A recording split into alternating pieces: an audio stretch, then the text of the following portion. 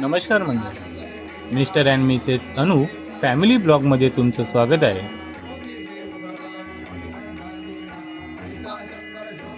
श्री दुर्गा देवी रथोत्सव हा सोहळा तुम्ही शेवटपर्यंत नक्की पहा.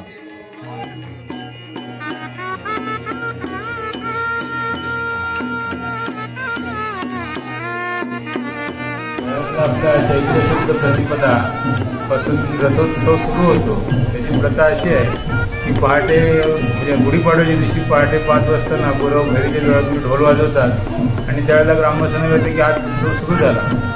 त्याप्रमाणे लोक म्हणतात की आज जत्रा होणार 5-6 दिवस. तर त्यावेळेला मग 10:30 वाजता भैरीच्या देवळातून कार्यक्रम असतो पंचांग श्रवणाचा. तिथे लोक जमतात, पंचांग श्रवण करतात. त्यानंतर आपल्या नाना फडणवीसांचं तिथे पुतळा आहे, तिथे येऊन तिथे पंचांग श्रवण होतं. त्यानंतर देवीच्या देवळामध्ये लोक जमतात आणि तिथे पंचांग श्रवण, संगीत आणि मग आरती असं कार्यक्रम म्हणून दुपारचा कार्यक्रम संपतो आणि त्याच्यानंतर उत्सव सुरूच होतो. मग रात्री कीर्तन, द्वितीयेला तसं काही विशेष कार्यक्रम नसतो, फक्त कीर्तन. तृतीयेच्या दिवशी पुन्हा 12 वाजता आपल्या भैरीच्या देवळामध्ये जेवणी असते, ती पार पडली जाते. चतुर्थीला आपल्या गावाच्या बाहेर व्याघ्रेश्वर महाराज म्हणून जे मंदिर आहे तिथे त्यांची एक जेवणी असते, काळेशीची जेवणी असते. असे कार्यक्रम चतुर्थी, तृतीया, चतुर्थी पाळत होतात. आणि पंचमीला आपल्या देवीच्या देवळातली समाराधना म्हणजे जेवणीची म्हणतात ती पंचमीला होते. ते झाल्यानंतर षष्टीला रथोत्सव. या रथोत्सवाचं सुद्धा असं सकाळी पहाटे 2 वाजताना कीर्तन उभा राहतो आणि तो कीर्तन 5:30 वाजेपर्यंत चालतो. कीर्तन आटोपलं त्या कीर्तनामध्ये गावातले लोकांचे 12 बरोबरीदार त्यांचे मानपान, कीर्तन आणि बाहेरगावच्या लोकांना आमंत्रित केलेले असते. केळशी, अंतरले, मुरडी हे लोक आलेले असते. त्यांना मानपानाने आणून आपल्याला मांडवात बसवायचे असते, त्याप्रमाणे बसवले जाते आणि मग 6 नंतर रथोत्सव सुरू होतो.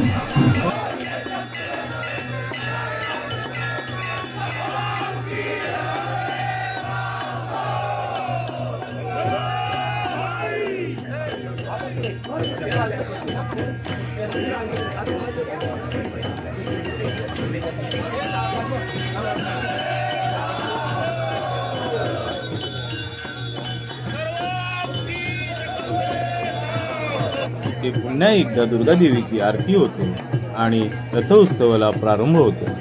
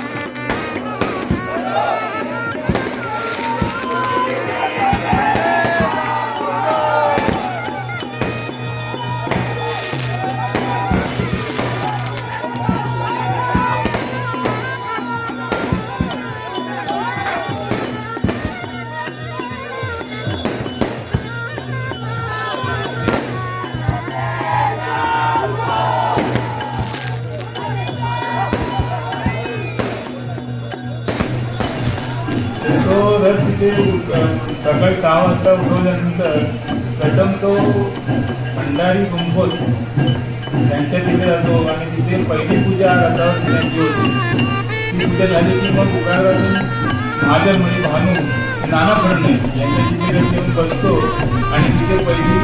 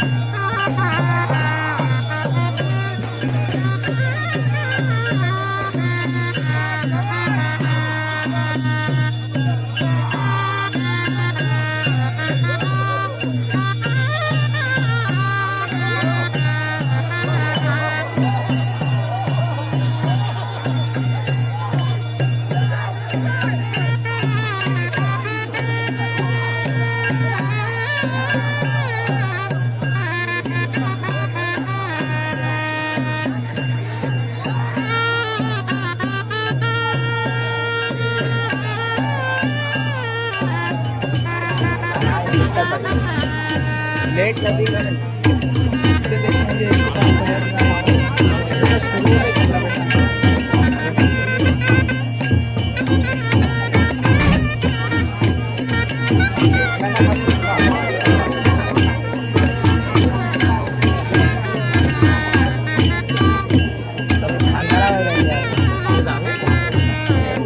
आणि असं आम्हाला सुद्धा सांगितलेला इतिहासच आहे तो की कुंभोज ही व्यक्ती जी होती ती पंचमान्य म्हणून जे काय लोक पूर्वी जे 5 मानकरी गावात पूजे होते त्यांच्यातली ती एक प्रमुख व्यक्ती होती.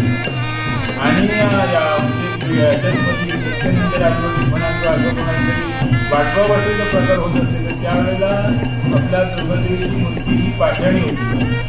आणि ही मूर्ती पळवून नेण्याचा त्यावेळेचं त्या रावण चर्चेवरचं नियोजन होतं तर ते त्या पोताने हाणून पाडलं म्हणजे त्या मूर्ती त्यांनी मंदिरातून उचललं आणि खाजना घेऊन पुरून ठेवलं. अशी आख्यायिका सांगितली त्यावेळी किती वार वगैरे झाले आणि ती व्यक्ती पैलवान होती. घोष म्हणून एकूण व्यक्ती होती ती पैलवान होती आणि मंदिरात मूर्ती नाही म्हणून शोधाशोध झाली. पंचमान्याची मिटिंग झाली. त्या पंचमान्यांच्या मिटिंगवर खोज करण्यात झाली म्हणून त्या पक्षाला विचारायला बघायला लोक गेले त्यांनी आहे आणि त्यांनी त्यांच्या अंगावरचं घुमडीची बाजूला केली म्हणून हा प्रकार झालेला आहे. तो काय मिटिंग घेण्याची आवश्यकता नाही वेळेत आपण मूर्ती आणून बसो त्याप्रमाणे त्यांनी ती मूर्ती नंतर स्थापित केली. पण हे त्यांचं कर्तव्यकारी होती म्हणून कदाचित त्यांना त्यांचे पहिल्या पूजेचा मान त्यांना दिला गेला असावा म्हणून कुंभोजाची आरती पहिली होती. हां रथावरची पंचमीच्या दिवशी देवळात पण ती पूजा करतात डोळं लावून असं ते त्यांचं ते त्या भागात कर्तव्यकारी होती म्हणून त्यांनी ते त्यांना ते मान आपण दिलेलं आहे पूर्वीच्या त्या जत्रा करता.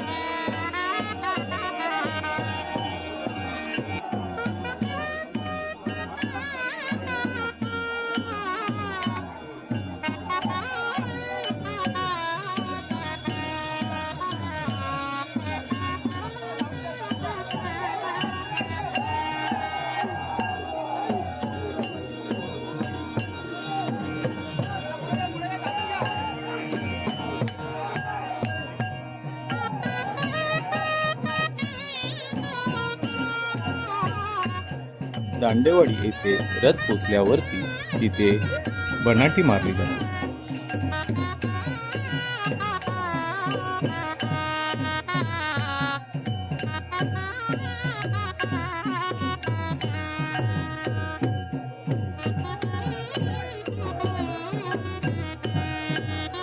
कैलासवासी हिराजी आत्माराम पाटील हे दानपट्टा आणि बनाटी मारण्यात तरवेज होते. एक अभिमानाची गोष्ट म्हणजे त्यांच्या पुढील पिढीने हा वारसा चालू ठेवला आहे.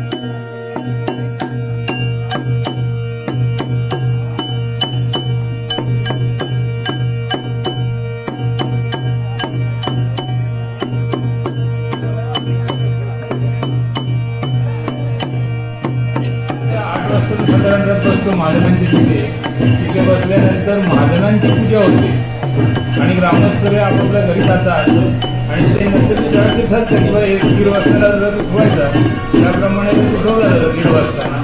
मग तिथून त्याच मार्गाने उभारलं भैरीच्या देवाजवळ येतो, तिथून कोणत्यामध्ये जातो, कोणत्यातून आला की मग तो दांड्यावरती येतो. दांड्यावरती सगळ्याची पूजा झाल्या की मग तो दांड्यावरून शेताडीतून पुन्हा भैरीच्या देवाकडे जाऊन बसतो. त्यावेळेस तिथे जत्रा भरलेली असते, लोक तिथे जत्रेत थांबतात. त्यावेळी तिथे मात्र गुरुवांची पूजा असते रथावरती. त्या गुरुवांना आपले गुरुजी जे असते ते पूजा सांगतात, त्यांची पूजा आठवून पुन्हा सुटतो आणि होळीच्या तोंड्यातून गावणामध्ये जातो. त्या गावणातल्या आजच्या पूजा घेतली तो जातो, टाकलांच्या तिथपर्यंत जातो, तिथे थांबतो. त्या पुढे वेळेवाडीत जात नाही. टाकलांच्या तिथे गेल्यानंतर तिकडच्या आजच्या पूजा काय असतात ते घेतले जातात.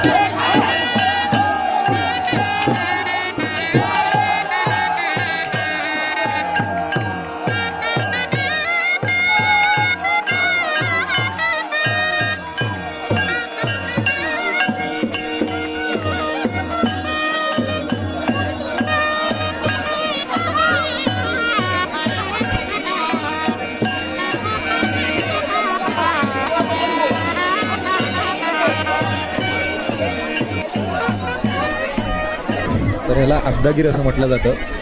संपूर्ण यात्रेमध्ये ह्या अब्दागीरला खूप महत्त्व आहे. ज्याप्रमाणे आपण ते नाचवत सुद्धा असतो आणि त्याच्यामध्ये 2 प्रतीकं दाखवलेली आहेत. त्याच्यामध्ये सूर्य आणि चंद्र अशी 2 प्रतीकं आहेत. ज्याप्रमाणे ती तेजस्वी आहे, प्रखर आहे, त्याप्रमाणे ती सौम्यसुद्धा आहे आणि शांतसुद्धा आहे, मायाळूसुद्धा आहे. त्याप्रमाणे तिचं तेज हे सूर्यासारखं वाढत जावं आणि आपल्यावरती दया ही प्रेमळ चंद्रासारखी सुद्धा असावी, असं हे त्याचं एक प्रतीक आहे. आणि या यात्रेमध्ये किंवा कुठल्याही यात्रेमध्ये अब्दागीर हा पुढे असतो. आणि जशी आपण आपल्या यात्रेची म्हणजे आपल्या वेळाच यात्रेची ही पंचमी च्या दिवशी जी आपली यात्रा आहे, त्याच्यानंतर आपण रात्री कीर्तन आटपून षष्ठीला आपण हा रथोत्सव साजरा करतो. त्याप्रमाणे आपण हा अब्दागीर हा तिला जसं तू सूर्योदयाला बाहेर पडले त्याप्रमाणे चंद्रोदयाला सुद्धा तुझ्या घरात तू परत ये असं आपण तिला दाखवतो. त्यामुळे हा अब्दा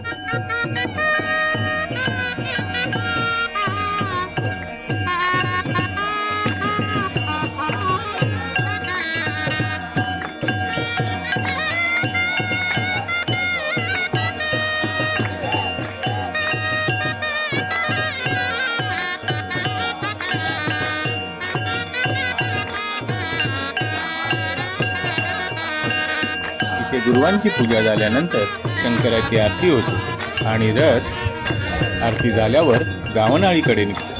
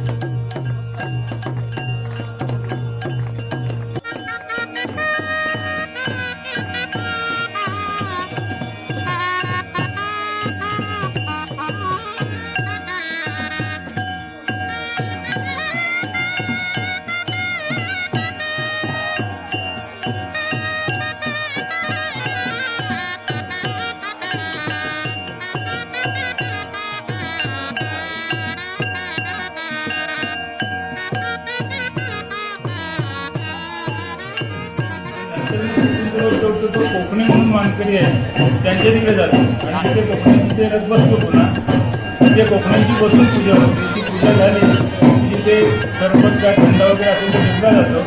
नंतर देवीची आरती करून पुन्हा रथ उचलला जातो आणि त्याच मार्गाने पुन्हा ज्या पूजा झालेल्या आहेत त्या करून विश्वेश्वराच्या मंदिराजवळ रथ आला की तिथे पुन्हा एक आरती होते. त्यावेळेला मानकरी नाभिक समाजाचे मानकरीवरती चढतात आणि केळी कुंडी पाडते हे चढतात वरती. त्यावेळेला ब्राह्मणवारी खाली उतरतात.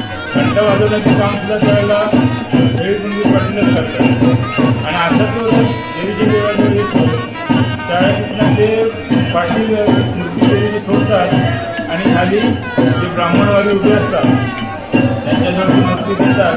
त्या मूर्तीच्या बरोबर जे चौरे असतात ते अवतागीर हे सगळं देवळामध्ये आणलं जातं.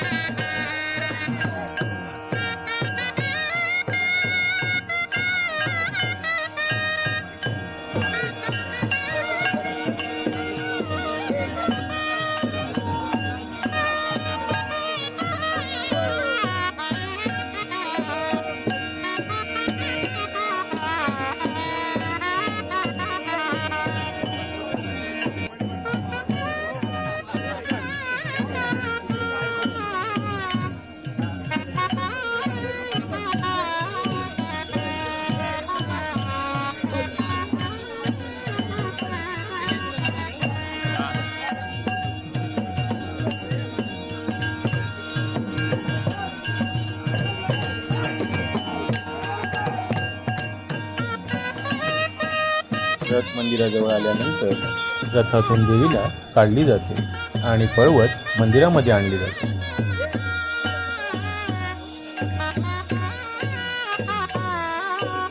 त्यानंतर देवीची आरती होते व देवीला गाराणं घातलं जातं.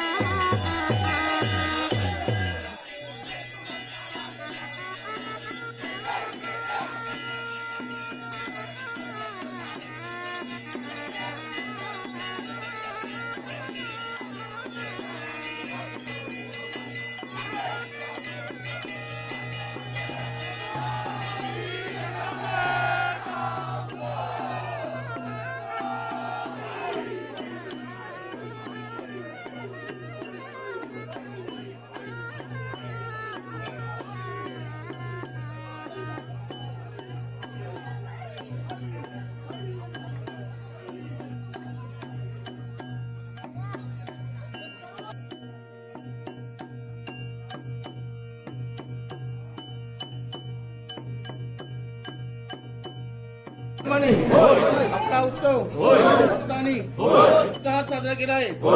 भक्तांना ज्या ज्या ठिकाणी गावी परगावी जातील त्या ठिकाणी त्यांच्या नोकरी धंद्यात व्यवसायात यश दे, सर्वांना चांगलं आरोग्य दे आणि आपला आशीर्वाद सदैव त्यांच्या पाठीशी राहू दे. सर्व मुखी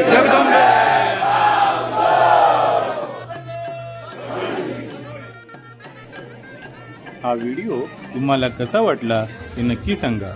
राधे कृष्ण.